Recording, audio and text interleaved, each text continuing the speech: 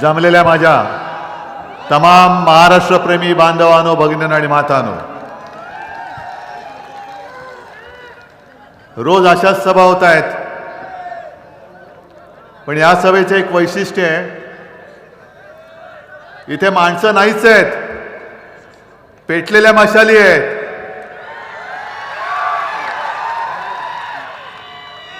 आहे ना, जरा काढा ना, सगळे मोबाईल काढून टॉर्च लावा, सगळ्या मशाली पेटवा एकदा. बघा, काढा फोटो. हे बघा कसे पेटले,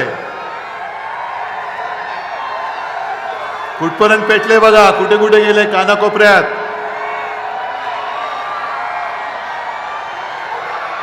चला, धन्यवाद. बसा बसा. मी खरंच भाग्यवान आहे. ही छत्रपती शिवरायांची आई जगदंबेची कृपा आहे, हिंदू हृदय सम्राट आणि माझ्या माचे आशीर्वाद आहेत, म्हणून हे सगळं दृश्य माझ्या नशिबी आहे. हे भाग्य मला नाही वाटत इतर कोणत्या राजकारण्याच्या नशिबात असेल. नितीनजी, जसं तुम्ही म्हणालात की तुम्ही प्रचार करायला उभे नाहीत, तसं मीही तुमचा प्रचार करायला आलोच नाही. मी तुमचं कौतुक करायला आलेलो आहे. कारण लांडगे विकले गेले, पण वाघ विकला गेला नाही. लांडगे पळून गेले, पण वाघ परत आला, आणि नुसताच परत नाही आला, तर फटकारा मारायला आलेला आहे. आणि हा वाघ एकटाच नाहीये, हे सगळे बसलेले इकडे वाघ आहेत. पण एक गोष्ट तुम्ही बोललात ती मला मान्य आहे, की चुकीच्या माणसाला मी मोठं केलं. त्याच्याबद्दल मी तमाम महाराष्ट्राची माफी मागतोय, खरंच माफी मागतोय. पण एका गोष्टीचा मला अभिमान आहे, की तुमच्यासारख्या एका वाघाला सुद्धा मी शिवसेनेमध्ये शिवसैनिकाचा मान सन्मान आणि प्रेम दिलं. त्याच्याबद्दल मला अभिमान आहे. आणि मला अभिमान आहे की ज्या वेळेला हे सगळे गद्दार पळून जात होते, मी अनेकदा सांगितलं की मी मुख्यमंत्री होतो, म्हटलं असतं तर यांच्या मुसक्या बांधून कुठेही टाकू शकलो असतो. पण ही सडलेली माणसं मला नको होती. जाऊ द्या, गेट आउट, निघून जा, बघू कुठे जात आहे. आणि जेव्हा माझ्या लक्षात आलं की आता ज्यांना शिवसेना प्रमुखांच्या आशीर्वादाने आपण मोठं केलं, 2.5 वर्ष त्याच्याही आधी मंत्रिपद दिलं कोणी होतं? सगळी मंत्रिपदं जी आली ती त्यांना दिली. कदाचित मी एकमेव मुख्यमंत्री असा असेन की मी कोणतंही खातं माझ्याकडे ठेवलं नव्हतं. एक GAD म्हणतात ते, पण बाकी सगळी मोठी खाती मी देऊन टाकली होती. यानंच दाढीवाना म्हणजे आपला नितीन नाही, तो गद्दार, गद्दाराला दिली होती. जेवढं ओरबाडायचं तेवढं ओरबाडलं. आणि असं म्हणतात की चोरी पकडली गेली तेव्हा शेपूट घालून पळाले. आणि माझ्या लक्षात आलं की आता हे उद्या माझ्यावरती अविश्वासाचा ठराव आणतायत. आणि तेव्हा बसले होते ते कोश्यारी, ते सुद्धा काय त्यांचेच होते हस्तक. त्यांनी अधिवेशन बोलवायला दिलं, सांगितलं अधिवेशन बोलवा. सुप्रीम कोर्टाने त्यांच्या कानफटात मारली की तुमचं सगळंच गैरवाजवी होतं, बेकायदा होतं. आणि मी म्हटलं असं की माझा माणूस, एक जरी माणूस माझ्या विरुद्ध उठून अविश्वास आणत असेल तर मुळामध्ये मला मुख्यमंत्रीपदी राहायचंच नाहीये. मी तत्काळ वर्षा बंगला सोडला. तत्काळ. मला मोह असता तर मी चिकटून बसलो असतो.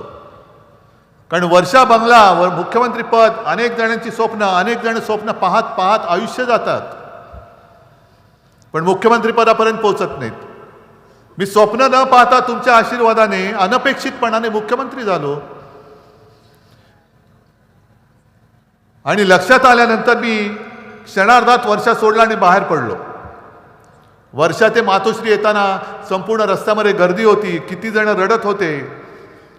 जो तो मला भेटतो, मला म्हणतात की उद्धवजी तुम्ही जेव्हा वर्षा बंगला सोडला आणि मातोश्रीकडे निघाला, आम्ही रडत होतो, माझी आई रडत होती, माझे वडील रडत होते, मुलं बघत होती काय चाललंय. आणि संपूर्ण महाराष्ट्राच्या डोळ्यामध्ये जेव्हा अश्रू होते तेव्हा ह्या गद्दारांच्या हातामध्ये ग्लास होते. कसले ग्लास होते तुम्हाला माहिती आहे. टेबलावरती नाचत होते. काय केलं होतं मोठं कर्तृत्व तुम्ही. ज्या शिवसेना प्रमुखांनी महाराष्ट्र उभा केला, कोणचे कोण होते ही लोक, त्यांना मोठं केलं.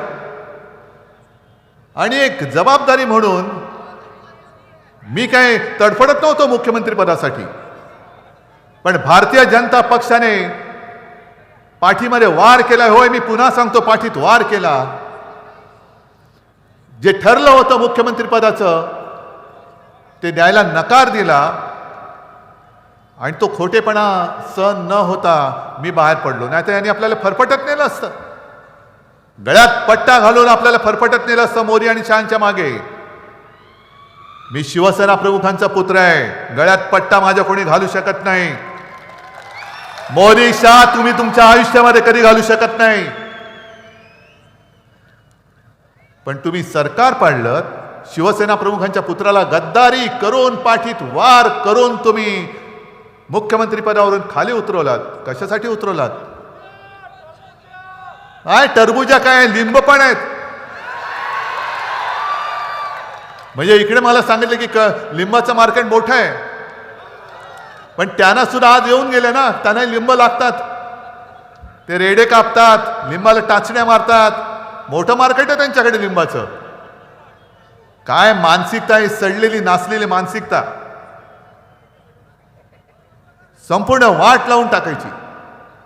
आणि आज मी ठामपणाने सांगतोय की नुसता आरोप नाही, का आपलं सरकार पाडलं, का गद्दारी करून सरकार पाडलं, तर यांना महाराष्ट्र लुटायचा होता म्हणून यांनी आपलं सरकार पाडलेलं आहे. मी मुख्यमंत्री होतो तेव्हा यांची तर सोडा, तुमचे टरबूज बिरबूज सोडून द्या, पण मोदी आणि शहांची सुद्धा आपल्या महाराष्ट्राकडे वाकड्या नजरेने पाहायची हिंमत होत नव्हती. तर एक उद्योग मी महाराष्ट्रातून गुजरातला नेऊ दिला नव्हता. उलट लॉकडाऊनच्या काळामध्ये सुद्धा लाखो कोटी रुपयांचे सामंजस्य करार करून मी माझ्या महाराष्ट्रामध्ये रोजगार निर्मिती करत होतो. नाही पावलं यांना. कोणाचं पाप केलं तुम्ही. उद्धव ठाकरेच्या पाठीत वार केला, शिवसेनेच्या पाठीत वार केला. मी शिवसेनेच्या पाठीत नव्हे, तर शिवसेना ही आपली राजकारणातील आई. अरे ज्या कुशीतनं तुम्ही जन्माला आले त्या आईच्या कुशीवरती वार केलात गद्दारी करून. त्या शिवसेनेला संपवायला निघालात. आणि धरून चला, जर का भाजपने शब्द पाळला असता तर आज 5 वर्ष होऊन गेली, कदाचित टरबूज बसलं असतं मुख्यमंत्रीपदी. काय मिळवलं काय भाजपने. एक तर संपूर्ण हिंदुत्वाला कलंक लावला गद्दारी करून, भाजप संपवून टाकला. आज ओरिजिनल भाजप आहे कुठे. ओरिजिनल भाजप कुठे राहिलाय. सगळे उपरे. मी 2 दिवसापूर्वी रत्नागिरीत गेलो होतो. तिकडे पूर्वीचे जुने भाजपचे कट्टर कार्यकर्ते बाळ माने हे आपल्यात आले. उमेदवारी दिली आपण त्यांना. अनेक जण भारतीय जनता पक्षातनं जे ओरिजिनल जो अटलजींचा आणि अडवाणीजींचा भाजपा होता त्या लोकांना आज हे पटत नाहीये. हे उपरे सगळे डोक्यावर बसलेले आहेत. भाजपवाले म्हणतात साहेब आम्ही करू काय. आम्ही खपलो, आम्ही खस्ता खाल्ल्या, आम्हाला कोणी विचारत नव्हतं. शिवसेना प्रमुखांनी आम्हाला आसरा दिला. अरे शिवसेनेने तुम्हाला खांद्यावर घेऊन महाराष्ट्र फिरवला, पण आता तोच खांदा आम्ही तुम्हाला राजकारणात दिल्याशिवाय राहणार नाही. खांद्यात त्यावेळेला दिला होता तो वेगळा आणि आता देऊ तो खांदा वेगळा. मग ते सांगतात की आम्ही आता संपूर्णपणे आमची ओळखच नाहीशी झाली. भाजपची ओळख राहिली कुठे आता. आपण काल ज्या काही पंचसूत्री म्हणून गॅरंटी दिलेल्या आहेत, भाजपची सुद्धा गॅरंटी आहे, मोदी गॅरंटी कि जेवढा मोठा भ्रष्टाचार करा आपका बाल भी नहीं बाका होगा, ये मेरी गारंटी है. सगळे भ्रष्टाचारी तिथं काय मिळवावा, भाजपा पक्ष वाढवावा, अशा पद्धतीने आजचा भाजप चाललेला आहे. आणि याला हिंदुत्व म्हणायचं आम्ही? तुम्ही काय वाटेल ते म्हणायचं, म्हणजे तुम्ही शेण खाल्लं तरी म्हणायचं हिंदुत्व? हे असं हिंदुत्व मला नाही मान्य. ना माझ्या आजोबांनी मला शिकवलं, ना माझ्या वडिलांनी मला शिकवलं. आमचं हिंदुत्व हे स्पष्ट आहे. आमचं हिंदुत्व मी अनेकदा सांगितलेलं आहे की आमचं हिंदुत्व हे घर पेटवणारं हिंदुत्व नाही, घरातली चूल पेटवणारं आमचं हिंदुत्व आहे. द्या रोजगार, द्या लोकांना. जी भावना आज आपल्या आमदाराची आहे, नितीन देशमुख काय मस्ती शिरले त्यांच्या डोक्यात आमदाराची वाटते तुम्हाला? जसा ज्या वेळेला नितीन, आता तुम्ही किती वर्ष आमदार आहात, किती वर्ष शिवसैनिक आहात, तुम्ही उठून सांगायचं, सामने आमने सामने खुला कारभार आहे आपला. काय नितीन देशमुख मध्ये काय बदल झालाय मला सांगायचं. आणि याला नेला होता त्याने उचलून तिकडे. काय मिळालं नसतं यांना? 50 खोके तर वाटलेच होते. पण नितीन, मला तुमचा अभिमान का वाटतो की सोन्याची लंका समोर दिसत असताना सुद्धा तुम्ही माझ्याकडे काही नाही तरी माझ्याकडे परत आलात, म्हणून मला तुमचा अभिमान आहे. कारण तुम्हाला माहिती होतं की लंका सोन्याची आहे, पण ती लंका रावणाची आहे. आणि ती रावणाची लंका ही मशाल जाळून भस्म करणारे तुम्हाला माहिती होतं, म्हणून तुम्ही माझ्या सोबत राहिलात आणि म्हणून या सगळ्या मशाली पेटलेल्या आहेत. ही रावणाची लंका आहे, सोन्याची आहे, पण चोराची आहे. सगळं चोरलेलं आहे. मी प्रचारासाठी महाराष्ट्रभर फिरतोय. मला कल्पना नाही इकडे तुमचे मिंद्याचे, मी त्याला मिंदेच म्हणतो, मिंदे आहे मिंदे. स्वतःसाठी, स्वतःच्या स्वार्थासाठी शिवसेनेला संपवायला निघालात. आजपर्यंत अशी बेईमानी कोणी केलेली नव्हती. ठीक आहे, पक्षांतर होतात, या पक्षातली माणसं त्या पक्षात, त्या पक्षातल्या या म्हणतात होतात. पण पक्ष ज्या पक्षाने तुम्हाला जन्म दिला त्या पक्षाला तुम्ही खतम करायला निघालात. नाव चोरलं, चिन्ह चोरलं. अरे माझे वडील चोरले का? स्वतःच्या वडिलांचं नाव लावायला लाज का वाटते तुम्हाला? काय चोर आहेत, दरोडेखोर आहेत? पण इकडे सुद्धा तुम्ही बघा, तुमच्या विरुद्ध कोण? मिंदेचाच माणूस उभा आहे ना. मग त्याच्याही होर्डिंगवर बघा शिवसेना प्रमुखांचा फोटो असेल. कारण मोदींचं नाणं चालत नाही महाराष्ट्रामध्ये. मोदींचा करिश्मा महाराष्ट्रात संपलेला आहे. इकडे भाजपला सुद्धा बाळासाहेबांच्या नावाने मतं मागायला लागतात. ही बाळासाहेबांची पुण्याई ही आपल्या मागे उभी आहे. आणि या निवडणुकीनंतर ते शेती करायला जरूर जातील, पण शेती त्यांची पंचतारांकित शेती आहे. इथे किती शेतकरी आलेत? सगळे. बरं मला सांगा, एकाने तरी हात वर करून सांगा, एकाच्या तरी शेतामध्ये स्वतःचं हेलिकॉप्टर उतरायला हेलिपॅड आहे का? अरे मग कसले तुम्ही शेतकरी? जा बघा आपल्या मिंद्याची शेती, 5 स्टार शेती आहे, 5 स्टार. हेलिकॉप्टरने जातो, तुम्ही ते पाणंद रस्त्याने जाता, बरोबर ना? हा, माती तुडवत जाता. पण हे आमचे मिंदे हेलिकॉप्टरने जातात, पटपट पटपट पटपट पटपट कुठे चाललात? नाही, चाललो शेती करायला. अरे वा, ही शेती अशी असेल तर तमाम शेतकरी खुश राहतील. बरं तुमच्यावरती पीक कर्ज किती आहे आणि त्यांच्यावरती किती आहे? काहीच नाही. मग आनंदाने जातील शेती करायला, कारण खायचं तेवढं खाल्लंय. त्यांचं उत्पन्न काय शेतीचं उत्पन्न आहे? जसं माझा शेतकरी, शेतीचं उत्पन्नावरती त्याचं आयुष्य असतं. पीक काढताना प्रत्येक वेळेला जमीन गहाण टाकावी लागते, घरदार गहाण टाकावं लागतं. अनेकदा माहिती आहे मला, पत्नीचं मंगळसूत्र सुद्धा गहाण टाकावं लागतं, बैल जोडी गहाण टाकावी लागते. आणि एवढं करून वरुण राजा कधी रुसतो, कधी हसतो, कधी खदाखदा हसतो, कधी अतिवृष्टी होते, सततधार असते, कधी दुष्काळ असतो. म्हणजे संपूर्ण मेहनत तुम्ही करायची आणि मेहनत वाया जाते, कारण तुम्हाला हमी भावच मिळत नाही. सोयाबीनला किती भाव मिळतोय आता? आणि आपलं सरकार असताना किती होतं? कापसाला किती होतं? आता किती आहे? मुळात कापूस विक्री सुरू आहे का? खरेदी सुरू आहे का? कारण तुमचा कापूस ओला आहे, बरोबर ना? मग ही सगळी अशी थेर करणारी माणसं तुम्ही पुन्हा निवडून देणार आहात? अरे तुम्ही विदर्भाची माणसं सगळी गेल्या वेळेला सुद्धा नितीनला निवडून दिलं, याही वेळेला देणार मला खात्री आहे. पण मी इथे फक्त नितीनच्या प्रचाराला नाही आलो, मी आपल्या महाविकास आघाडीच्या प्रचाराला आलेलो आहे. याच विदर्भाने जास्तीत जास्त आमदार भाजपला निवडून दिले म्हणून भाजपला महाराष्ट्राचं मुख्यमंत्रीपद दिसलं होतं. याच महाराष्ट्राने जास्तीत जास्त खासदार कोणे एकेकाळी भाजपला दिले होते म्हणून पहिल्या प्रथम मोदीजी त्या पंतप्रधान पदाच्या खुर्चीला बघू शकले होते. गेल्या लोकसभेला तुम्ही विदर्भामध्ये केलं, महाराष्ट्राने त्याला जे काही करायचं ते केलं, थोडंसं आपण कमी पडलो. आता याच वेळेला मोदी पंतप्रधान होत नव्हते, पण संपूर्ण विदर्भाने ठरवलं पाहिजे अगदी या टोकापासून त्या टोकापर्यंत आम्ही एक सुद्धा भाजपचा आणि मिंद्याचा आमदार निवडून देणार नाही. जी मस्ती आहे आपल्याला दाखवत आहेत, काय मस्ती काय मस्ती, जणू काही इकडे माणसं राहतच नाहीत. इथल्या शेतकरी मेला तरी चालेल, शेतकरी आत्महत्या होणार नाही अशी ग्वाही देणारे हे दाढीवाले आज देखील विदर्भात शेतकऱ्यांच्या आत्महत्या होत आहेत, मराठवाड्यामध्ये होत आहेत. किती शेतकऱ्यांना, आत्महत्याग्रस्त शेतकऱ्यांना मदत मिळाले मला एकदा खरं सांगा. किती शेतकऱ्यांना पीक विम्याचे पैसे मिळालेत मला खरं एकदा सांगा. आणि मी आज तुम्हाला सांगतो, मी मुख्यमंत्री झाले होते, एकाने तरी माझ्याकडे कर्जमुक्ती मागितली होती तरी मी करून दाखवली होती. मी कर्जमुक्तीचे कार्यक्रम घेतले होते का? पण तरी मी करून दाखवली होती, कारण मी काय उपकार नव्हते केले, मी कर्तव्य केलं होतं. जे माझ्यावरती आई वडिलांचे संस्कार आहेत की कोणी मागत नाही म्हणून देऊ नको असं नाही आहे, तो मागतला असला तरी त्याला जे पाहिजे ते दे, त्याप्रमाणे मी माझं कर्तव्य केलं होतं. तुम्हाला कर्जमुक्त मी त्यावेळेला करून दाखवलं होतं.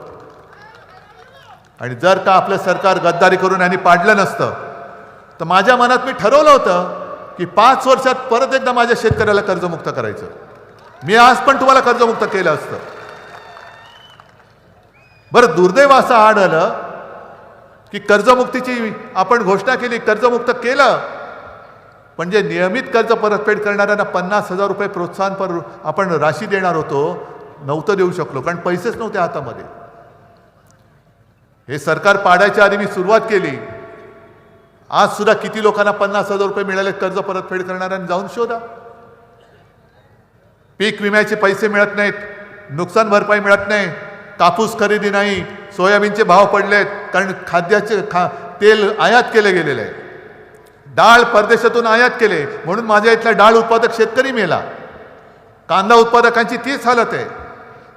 मग सोयाबीनचा शेतकरी मेला, डाळीचा शेतकरी मेला, कसला काय कापसाचा शेतकरी मेला, आणि आम्ही तुम्हाला मत द्यायचं कापसाच्या गादीवरती बसायला? कोणत्या तोंडाने आपल्याकडे मत मागतायत? जी आता त्यांनी जी योजना काढली महिलांना 1500 रुपये, अहो मोदीजी 15 लाख बोलले होते, 1500 कुठून आले? किती जणांच्या खात्यात 15 लाख आले गेल्या 10 वर्षात? किती शेतकऱ्यांचं उत्पन्न दुप्पट झालंय? एक सुद्धा नाही. म्हणजे एवढा खोटा बोलणारा माणूस तुम्ही तुमचा नेता म्हणून तिकडे बसवलाय आणि त्याचा फोटो दाखवून तुम्ही मतं मागताय म्हणून तुम्हाला मत महाराष्ट्र देत नाहीये, म्हणून देत नाहीये. यांची गॅरंटी मी जी तुम्हाला सांगितली, भ्रष्टाचारी ते तो का मिळवावा, तशीच यांची गॅरंटी. घाई गर्दीमध्ये रामाचं मंदिर बांधलं ते पण गळतंय. मोठा आवा आणून नवीन संसद भवन बांधलं ते पण गळतंय. पूल कोसळतायत. काल बुलेट ट्रेनचा एक पूल कोसळला, त्याच्यात काही कामगार गेले. आणि याच मोदीजींनी तिथे आपल्या महाराष्ट्राच्या किनारपट्टीवरती सिंधुदुर्गात छत्रपती शिवरायाचा पुतळा उभारला. अशुभ हाताने उभारलेला पुतळा 8 महिन्यात तो पण कोसळला. महाराजांचा पुतळा कोसळणं ही जखम महाराष्ट्राच्या हृदयाला फार मोठी आहे. एवढा अपमान महाराजांचा आजपर्यंत कोणी केलेला नव्हता. काय आपण त्याचा सूड घेणार आहोत की नाही? की कोणी येते आणि आमचे छत्रपती शिवाजी महाराज म्हणजे तुम्हाला काही ईव्हीएम वाटले? लोकसभेच्या तोंडावरती कोकणवासियांची मतं पाहिजे होती म्हणून घाई गर्दीने तो नौदल दिन आला. त्या नौदल दिनाचं निमित्त साधून त्यांनी महाराजांचा पुतळा जो बसवला तो पुतळा उभारण्यात सुद्धा पैसे खाल्ले. भ्रष्टाचारी ही अवलाद. तुम्ही काय शिकवताय आम्हाला हिंदुत्व आणि तुम्ही आम्हाला काय शिकवताय महाराजांचं प्रेम? कोश्यारींनी सुद्धा महाराजांचा अपमान केला होता. आपण मोर्चा काढला होता, पण मोदींनी नाही हटवला कोश्यारींना. का? अरे किया किसका? छत्रपति शिवाजी महाराज का तो अपमान किया ना, मोदी का तो नहीं ना किया. म्हणजे याच मोदींना त्या प्रफुल्ल पटेलनी छत्रपती शिवरायाचा जिरेटोप डोक्यावरती घातला होता. कोणाची बरोबरी कोणावरती करताय? या आमच्या देवाची बरोबरी कोणाशी तरी होऊ शकते? मान्य आहे तुम्हाला? गेल्या लोकसभेला सुद्धा जे आपलं मशाल गीत मगाशी वाजत होतं ना, त्याच्यामधले 2 शब्द काढा म्हणे, जय भवानी जय शिवाजी. अरे आमचा श्वास आमच्याकडनं तुम्ही हिरावून घेताय आणि सांगताय जगा. मी सांगितलं निवडणूक आयोगाला, हिंमत असेल तर कारवाई करा. मी नाही काढत, काय करायचं ते करा, जा. काय उखाडणार उखाडो. काही करू शकले नाही, करूच शकत नाही. आणि म्हणून मी ठरवलेलं आहे की जे आता चाललेलं आहे, शेतकऱ्याच्या पिकाला भाव नाहीये, मग आमचे शिवाजी महाराज जे होते, गरीबाच्या भाजीच्या देठाला देखील हात लागता कामा नये. त्याने असं नाही सांगितलं गरीबामध्ये जातपात नाही पाहिली. गरीब तो गरीब आहे, कोणी असेल, हिंदू असेल, मुस्लिम असेल, कोणी असेल, पण त्याच्या भाजीच्या देठालाही हात लागता कामा नये. परस्त्री ही माते समान आहे. म्हणून ते आहे ना ती कथा आहे, कल्याणच्या सुभेदाराच्या सुनेला सुद्धा खणा नारळाने ओटी भरून परत पाठवलं. परस्त्री माते समान आहे, तिच्या केसालाही धक्का लागता कामा नये. शासन कसं करायचं हे आपल्याला छत्रपती शिवाजी महाराजांनी शिकवलं. आणि म्हणून मी ठरवलंय की महाराष्ट्राच्या प्रत्येक जिल्ह्यात छत्रपती शिवाजी महाराजांचं मी मंदिर बांधल्याशिवाय राहणार नाही. आणि हे मंदिर केवळ घंटा वाजवण्यासाठी नसेल की लावली घंटा आणि बसवला पुतळा, नाही. हे मंदिर हे संस्कार पीठ असेल, जिथे भाजपाने जाऊन शिकवलं पाहिजे की कशी माणूस म्हणून कसं जगायचं, हे जाऊन त्या मंदिरात जाऊन शिका. नुसता सत्ता पिपासूपणा चाललेला आहे. माणसं फोडायची, तोडायची, विकत घ्यायची, लांडी लबाडी करायची. काही करा, पण मीच सत्तेवरती बसलो पाहिजे. नाही, जा बघा, हा राजा आज आम्ही त्याला देव का मानतो? कारण ह्या राजाचा जीव सिंहासनामध्ये नव्हता, तो गोरगरीब जनतेमध्ये होता. म्हणून तो देव आहे, म्हणून ते छत्रपती आहे. पण मी छत्रपती शिवाजी महाराजांचं मंदिर बांधतो म्हटल्यानंतर देव्या भाऊच्या अंगाला इंगळ्या डसल्या. इंगळ्या लाल्ला लाई लाई झाली. अरे शिवाजी महाराजांचं मंदिर प्रत्येक जिल्ह्यात होणार, माझ्या नागपुरात होणार, अकोल्यात होणार, इकडे होणार, मग कसं होणार? मोदींचं मंदिर कोण बांधणार? मग मला त्यांनी सांगितलं, तुमच्यात हिंमत असेल तर मुंब्र्यात जाऊन बांधा. का? मुंब्रा आमचा नाहीये, मुंब्रा सुद्धा आमचाच आहे. आणि मुंब्र्याच्या वेशीवरती आज सुद्धा छत्रपती शिवाजी महाराज, शाहू, सावित्रीबाई फुले, जिजाऊ यांचं स्मारक तिकडे दिमागदारपणाने उभं आहे. देवेंद्रजी तुम्ही जाऊन बघा.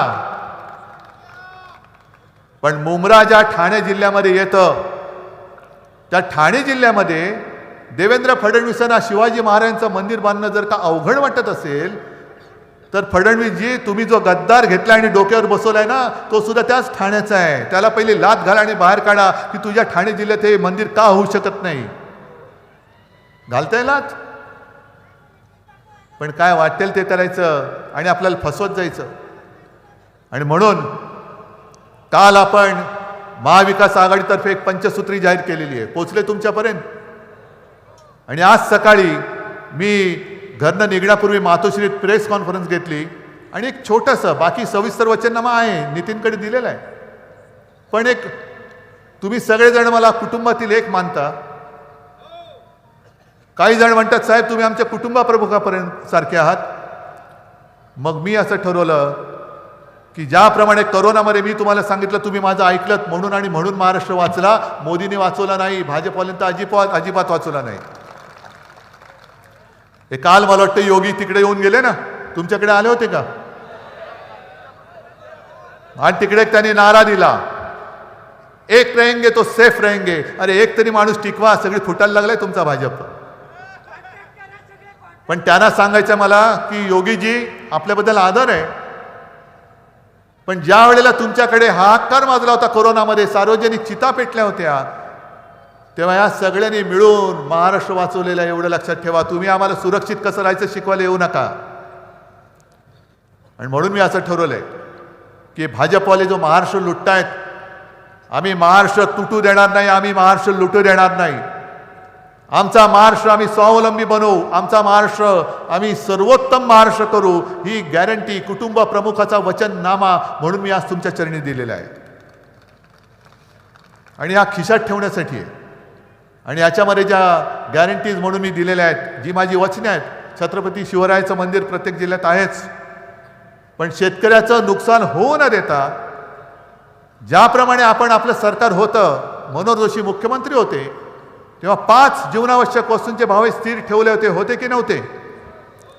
तेल, तांदूळ, गहू, साखर, डाळ, या 5 जीवनावश्यक वस्तूंचे भाव शेतकऱ्याचं एका पैशाचंही नुकसान न होऊ देता मी स्थिर ठेवून दाखवल्याशिवाय राहणार नाही, ही माझी दुसरी गॅरंटी आहे. त्याच्याप्रमाणे जसं मुलींना मोफत शिक्षण दिले जाते, चांगली गोष्ट आहे, मग मुलांचं काय? म्हणून मी ठरवलं की आपलं सरकार आल्यानंतर मुलींना जसं मोफत शिक्षण मिळतं तसंच मुलांना सुद्धा, माझ्या महाराष्ट्रामध्ये जन्मलेल्या मुलाला हे जात पात धर्म न बघता आम्ही मोफत शिक्षण दिल्याशिवाय राहणार नाही. गुजरातमध्ये पळून नेलेले उद्योग, मी काय गुजरातचा दुश्मन नाही आहे, पण माझ्या महाराष्ट्राचा तोंडचा घास, हातातोंडाशी आलेला घास हिसकावून जो तुम्ही गुजरातला नेलेला आहे, ठीक आहे, मी नव्याने महाराष्ट्र उभारून दाखवीन, नवीन उद्योग महाराष्ट्रामध्ये आणीन आणि महाराष्ट्राचं लुटलेलं वैभव हे परत उभं करून दाखवल्याशिवाय राहणार नाही. देवेंद्रजी, तुम्ही मला आव्हान देता, अहो विदर्भाने तुम्हाला मोठं केलं, तुम्ही निदान विदर्भासाठी तरी तो टाटा एअरबसचा प्रकल्प आपलं महाविकास आघाडीचं सरकार नागपूरमध्ये आणत होतं, तेही तुम्ही गुजरातला जाऊ दिलं. कसले तुम्ही निर्लज्ज माणसं! काय करायचं या इथल्या तरुणांनी, काय करायचं मुलीबाळींनी? काय तुम्ही सगळेजण उठून इथून रोजीरोटीसाठी गुजरातमध्ये जाणार आहात? कुठे चाललं रे? गुजरात का? नाही, रोजीरोटीसाठी चाललोय. मग महाराष्ट्रात काय? महाराष्ट्रामध्ये काय नाही, भीक मागावी लागते. ही परिस्थिती यांचं सरकार जर का परत आलं, येऊ द्यायचं नाहीच, येऊ देणार नाही. पण महाराष्ट्राच्या हातामध्ये भिकेचा कटोरा आणि गुजरातमध्ये सगळं डामडौल, हे नाही चालणार. माझ्या महाराष्ट्राच्या हक्काचं माझ्या महाराष्ट्राला मिळालंच पाहिजे.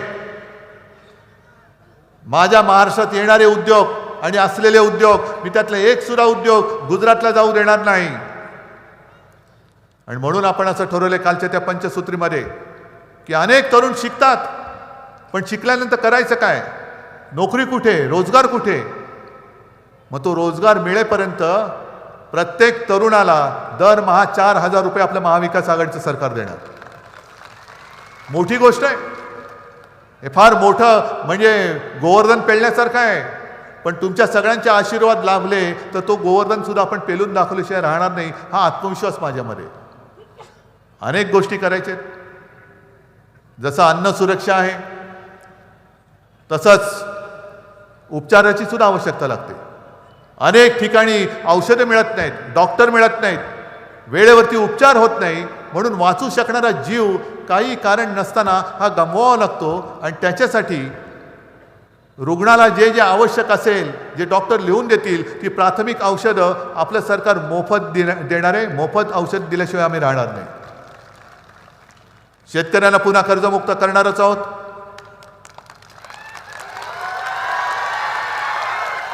सरकारी कर्मचाऱ्यांना सुद्धा जुनी पेन्शन योजना लागू करणार आहोत. महिलांना ते जे काय देतात ना 1,500, त्याच्याऐवजी आपण 3,000 देणारच आहोत. पण त्याहीपेक्षा महत्त्वाची म्हणजे महिलांची सुरक्षा आपण वाढवणार आहोत. महिलांसाठी स्वतंत्र पोलीस ठाणं, जिथे शिपाई पण आणि ऑफिसर पण महिला असतील. ज्या पोलीस स्टेशनमध्ये रात्री अपरात्री जायला मुळामध्ये महिलेला भीती वाटणार नाही, अशी महिलांची पोलीस स्टेशन सुद्धा आपण महाराष्ट्रात उभी करणार आहोत. खूप गोष्टी करायच्या आहेत. हे आजपर्यंत बरंचसं झालं असतं. जो विषय नितीन तुम्ही इथल्या आपण खारपाण पट्ट्याचा सोडवला आणि इथे पिण्याच्या पाण्याची सोय केली, मी तर पूर्ण पश्चिम विदर्भाचा खारपाण पट्ट्याचा विषय सोडवायला निघालो होतो. गोसीखुर्दचं पाणी आपण इथपर्यंत आणणार होतो, पण कोणालाच काय पडलेलं नाही. सिंचनाचा अनुशेष तसाच बाकी आहे, शेतकरी तसाच ठणाणा करतोय, महिलांची सुरक्षा वाऱ्यावरती आहे. मग हे सगळे 3 भाऊ जे आहेत कोण कोण मी तुम्हाला सांगितलेलं आहे. कोण? एक कोण नाही, आपण देवा भाऊ, दुसरा दाढी भाऊ, तिसरा जॅकेट भाऊ. म्हणजे यांच्यामध्ये आता भाऊबंदकी सुरू झाले. महिलांना कळत नाही नेमका कोण भाऊ. पण या तिन्ही भावांना सांगतोय की अरे जरा जरी तुमच्यात लाज लज्जा शरम असेल, तुम्ही जाहिराती खूप केल्या, लाडकी बहीण लाडकी बहीण लाडकी बहीण, पण एक बहीण मी तुम्हाला सांगतो, जर तुम्हाला लाज लज्जा शरम काही असेल तर तिन्ही भावांनी एकत्र त्या एका बहिणीकडे जायचं आणि तिला 1500 रुपये देऊन दाखवायचे. आणि ती बहीण म्हणजे बदलापूरमध्ये जिच्या चिमुरड्या मुलीवरती अत्याचार झाला, ज्या माऊलीचं गाराणं पोलीस स्टेशन ऐकत नव्हतं, त्या माऊलीकडे जा, जिच्या मुलीचं जीवन उद्ध्वस्त झाले. ती बोलेल 1500 रुपये काय करायचे, माझ्या मुलीचं आयुष्य उद्ध्वस्त झाले. अरे तिच्याकडे गेला तर नाही, तिने जोड्याने तोंड तुमचं फोडलं ना तर मी काही हरायला तयार आहे. आणि म्हणून रोजगारासाठी सुद्धा मी तमाम सगळ्या माझ्या विदर्भातल्याच नव्हे तर महाराष्ट्रातल्या तरुणांना सांगतोय की आपलं सरकार आल्यानंतर सध्या मुंबई कोणाच्या घशात घातले? जरा मोठ्याने बोला, म्हणजे तुमच्यापर्यंत आलंय ना कानावर. अदानीच्या घशात घातलेली मुंबई मी काढून घेणार. त्यांना जी 1000 एकर जमीन दिलेली आहे फुकट, ती काढून घेणार आणि त्या जागेवरती माझ्या महाराष्ट्रातल्या तमाम भूमिपुत्रांना परवडणाऱ्या किमतीमध्ये मी घरं बांधून देणार. या मुंबईमध्ये या. म्हणजे गांधीजी म्हणाले होते गावाकडे चला, मी गावातल्या लोकांना सांगतोय तुमच्या हक्काच्या राजधानीकडे चला. या मुंबईमध्ये या. रक्त सांडून मिळवलेली मुंबई आहे ही आपल्या हक्काची मुंबई आहे. ही अशी यांच्या घशामध्ये घालू देण्यासाठी आपण मिळवलेली नाही आहे. महाराष्ट्राचा अधिकार मुंबईवरती आहे. जी मुंबई देशाचं आर्थिक केंद्र अजूनही आहे का होतं ही म्हणण्याची वेळ आलेली आहे. त्या मुंबईचं वैभव, त्या मुंबईची शान आणि माझ्या महाराष्ट्राचा दिमाग वाढवण्यासाठी तुम्ही सगळ्यांनी मुंबईत येण्याची आता गरज आहे. आणि या सगळ्या गोष्टी करण्यासाठी बऱ्याच गोष्टी द्यायच्या आहेत. मी तुमच्याकडे फक्त एकच गोष्ट मागतोय. काय मागतोय? फक्त मत. मी एवढ्या गोष्टी तुम्हाला सांगितल्यानंतर तुम्ही फक्त मत नाही देऊ शकणार? तुमचे कुटुंबीय मला मत नाही देऊ शकणार? तुमचे मित्र त्यांचे कुटुंबीय मला मत नाही देऊ शकणार? मग मी जसं वचन दिलंय तसं तुम्ही मला वचन देताय? मग सगळ्यांनी एक हात वर करून सांगा की जेवढे जेवढे महाविकास आघाडीचे उमेदवार आहेत, इथे तर मशालीच आहेत, नितीन तर स्वतः एक मशाल आहे, पण आजपासून तुम्ही सगळेजण हिंदू हृदय सम्राट शिवसेना प्रमुखांची मशाल बनवून हे भ्रष्ट सरकार, यांचा भ्रष्ट कारभार जाळून टाकून आपलं भगव्याचं आणि महाविकास आघाडीचं सरकार आणण्यासाठी सज्ज रहा. आणि 23 तारखेला, काल परवाकडे दिवाळी झाली, पण 23 तारखेला महाराष्ट्रामध्ये महाविकास आघाडीच्या विजयाची दिवाळी ही सगळे मिळून साजरे करूया. सगळ्यांना धन्यवाद देतो. जय हिंद, जय महाराष्ट्र. एबीपी माझा, उघडा डोळे बघा नीट.